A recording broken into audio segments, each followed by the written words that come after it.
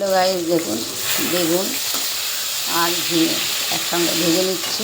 Recipe দেখাচ্ছি আপনাদের। বেগুনের তেল বেগুন করার জন্য এই যে মশলা পেস্ট করা আছে, সর্ষে, জিরে, নুন আর চিনি একসঙ্গে পেস্ট করে নিয়েছি, কাঁচা লঙ্কা।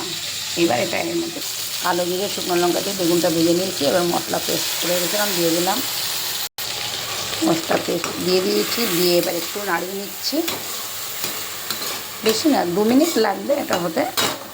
2 মিনিট পর আপনাদের দেখাচ্ছি। তো পরিমাণ মতো নুন দিয়ে এবার 2 মিনিট পর তেল বেগুন একদম রেডি হয়ে গেছে।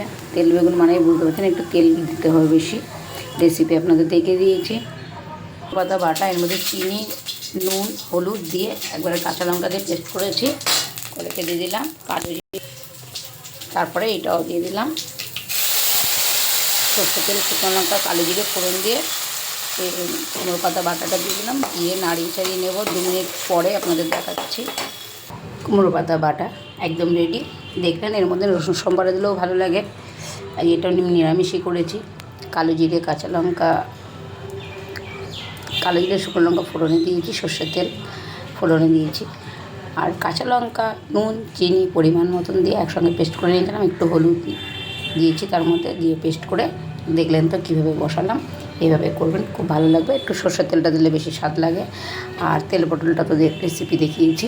গরম গরম ভাতের সঙ্গে এখন সবাই খাবে, সকালবেলা টিফিনে খুব ভালো লাগবে। গরম ভাতের সঙ্গে বেশি ভালো লাগে, যার জন্য ওকে বাই বাই। আমার এই ছোটো রান্নাঘর থেকে আপনাদের সবার নেমন্তন্ন।